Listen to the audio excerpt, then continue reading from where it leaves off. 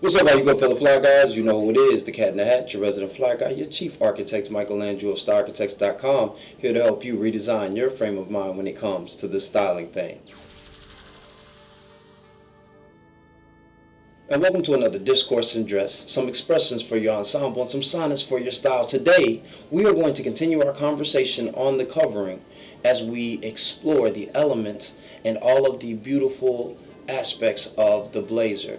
Now, I know you're probably wondering, why is he focusing on the blazer when we're talking about the covering and generally speaking about outerwear? Well, we are going to be transitioning into more tailored garments coming very soon, and because it is summer, a lot of guys are only really dealing with the two or the three aspects of the outerwear that I was making mention of.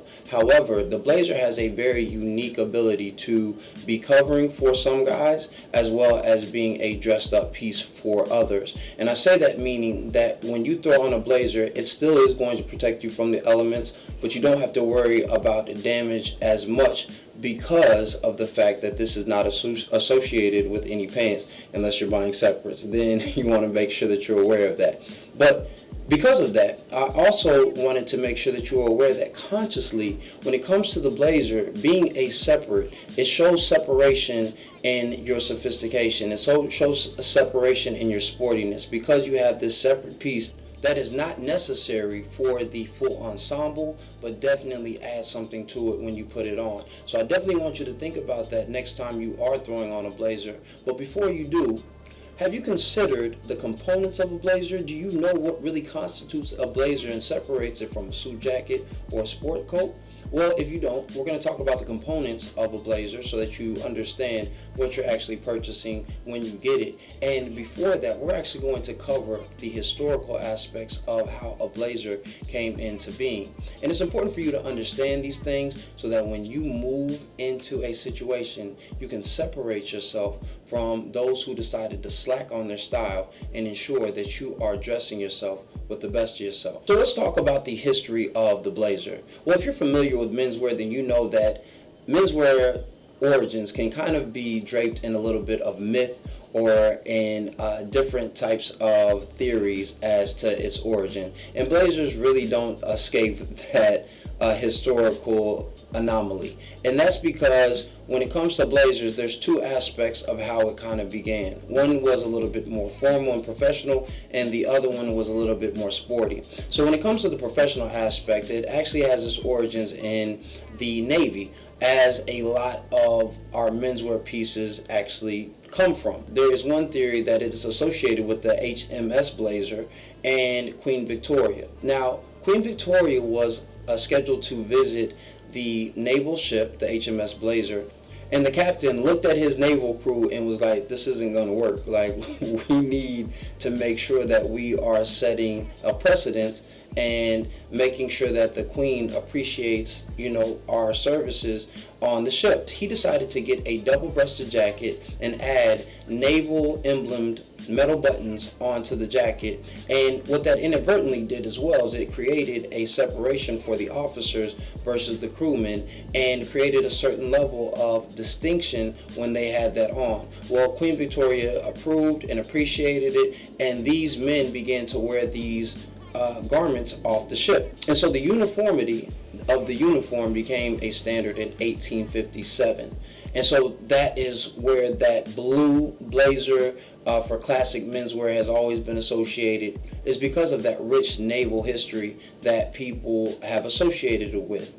However, for a lot of guys, they may also look at it as a little bit more sports oriented.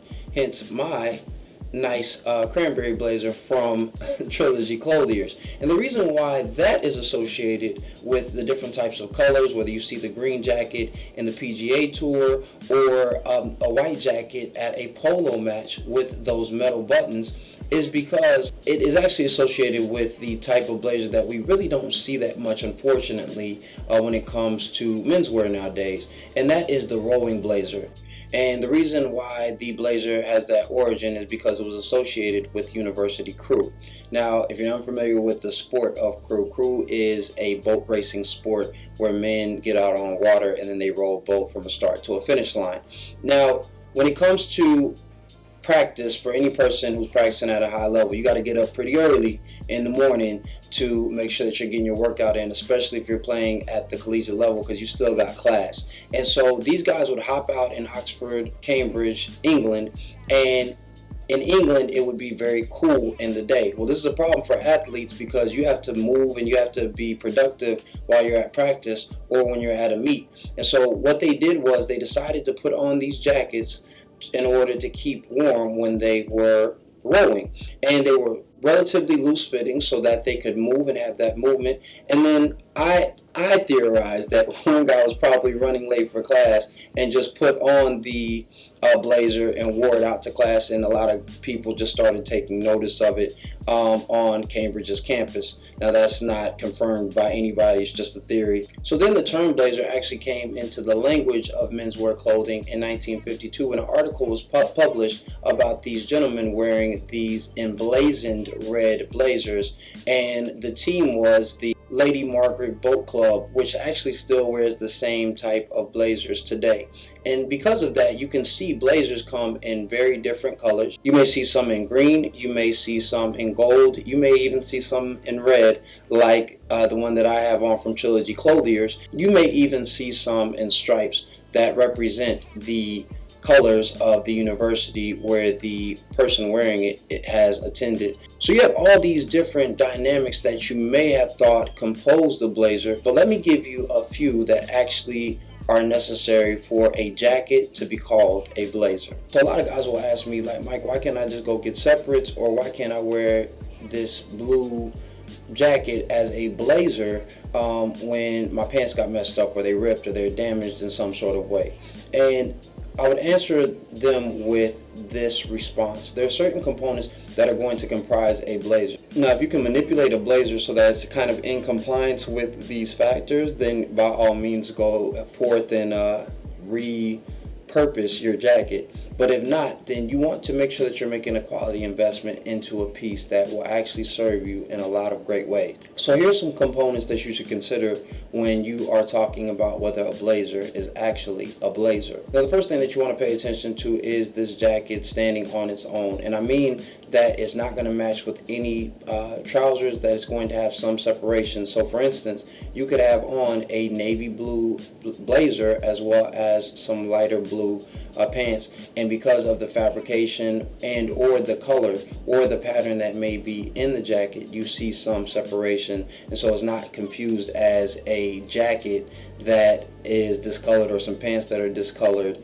because you wore them separately too much. And that's a reason why you really don't want to wear your suit jacket as a blazer, is that potentially it can cause some discoloration. But if you're just getting started out and you need to, there's nothing necessarily wrong with that. Just make sure that you are keeping those things into consideration and you're really taking care of your jacket. So the second thing when it comes to really defining whether a blazer is a blazer is it's either going to be bold and a solid color, or it's going to have very bold stripes going through the jacket. Now again, that second aspect of a blazer is not as familiar because it is associated with rowing blazers that a lot of guys just aren't really up on.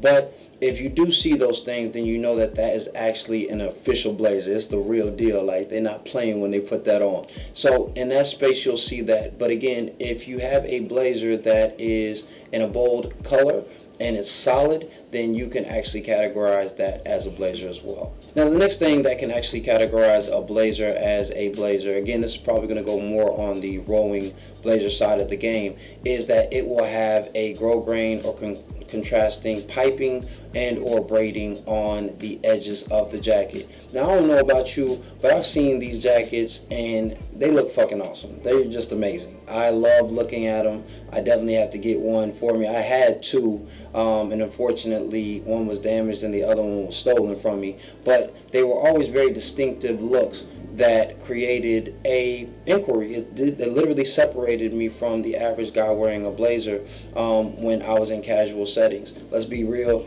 I'm not going out to go do any rowing, and I'm not unfortunately invited to the Harvard or the Yale club. But in those spaces, even when you are in a urban setting or in a classy setting, it's a great way to create a conversation starter. So if you have that piping on your blazer, then that is also a distinct way to affirm that it actually is a blazer. So the next thing that you want to pay attention to when you are confirming whether a blazer is true or not is its origins, with it being double-breasted. So generally speaking, you'll see a blazer, especially if it's navy, with a 6-on-4 or a 6-on-2, and we'll be talking about those different dynamics when we start talking about suits. But you'll see that on the blazer. Now, there are plenty of authentic blazers that are going to be single-breasted, but generally speaking, if you are doing a blazer that's single-breasted, it's usually only going to be 2 buttons.